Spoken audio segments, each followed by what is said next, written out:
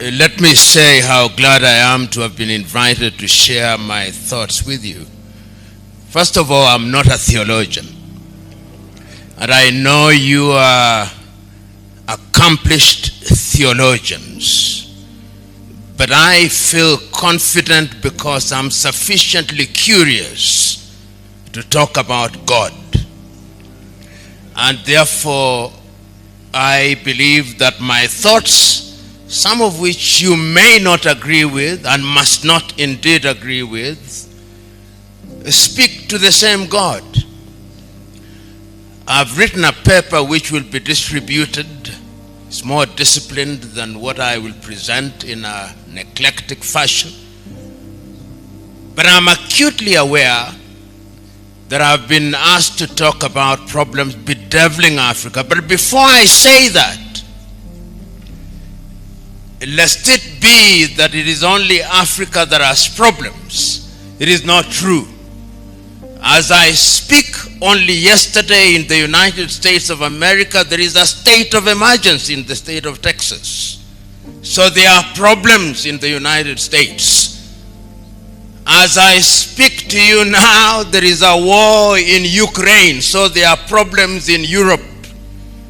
As I speak to you now, there are tribal problems in Nagorno-Karabakh amongst the Azerbaijanis and Armenians. So there are problems in that part of the world. Because there is the tendency to assume in popular media that problems are only in Africa, completely untrue. And let therefore my presentation be understood in that context. We are speaking about Africa because we are in Africa and because we are focusing on the continent of Africa. When I came in, the devotion also said that there are diseases in Africa. True, but there are diseases everywhere. So let it be understood in that context.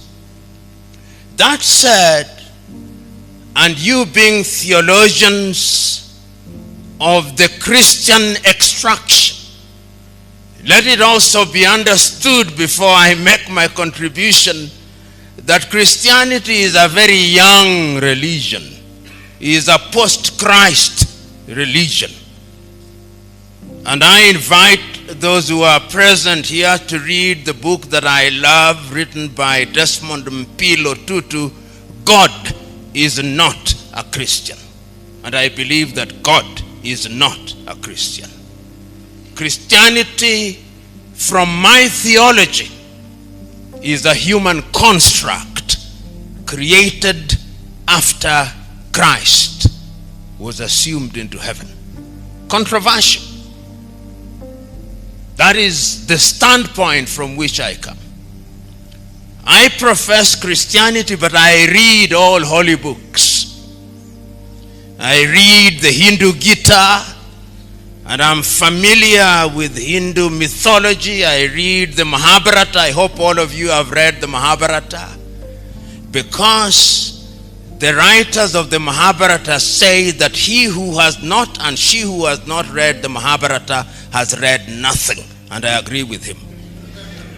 The Hindu Mahabharata was written 5,000 years before Christianity and is 11 times longer than the Christian Bible. And when I talk about the Christian Bible, I mean the Bible that includes the 12 deuterocanonical books, sometimes referred to as the Apocrypha.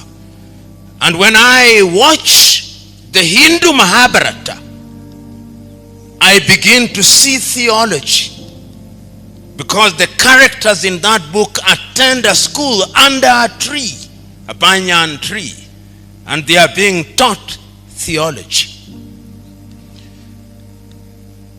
I urge you to read the Mahabharata. When I talk about theology, I'm also talking about theology before Christianity. And many of you will have read the works of Socrates, the works of Plato, the works of Aristotle, from whom St. Thomas Aquinas borrows very heavily. And that theology is also important because it is a theology that talked about gods, not God. That theology informed modern day Christian theology, and you are familiar with it as students of theology. When I talk about theology, I'm also talking about African theology. And those of you who are Africans will be familiar with the theology of Orunmila among the Yoruba peoples. Perhaps not documented, but that is also theology. Those of you, and many of you, are students of comparative religion. We must also be familiar with Islamic theology. So there is not one theology, there are theologies. And if one comes from that standpoint, one must therefore be very humble. I'm one who presently very slow to talk about denominations. Catholic Church, Anglican Church, SDA Church, Methodist Church. Today when you tell me I'm an Anglican, I resist it. Although I was baptized in that church. And that to me represents an enlightenment. I feel I'm becoming closer to God when I run away from organized denominations. Because organized denominations bottle God and confine him to a very small space to which he does not belong. And the danger of theology therefore is that in my Anglican church sometimes I hear the priest saying, we are going to learn about Anglicanism. And I said, is that about God, that Anglicanism? We are going to learn about Roman Catholicism. Is that about God or Roman Catholicism? We are going to learn about SDA. Is that about God or SDAism? And many of us are caught in that whirlpool.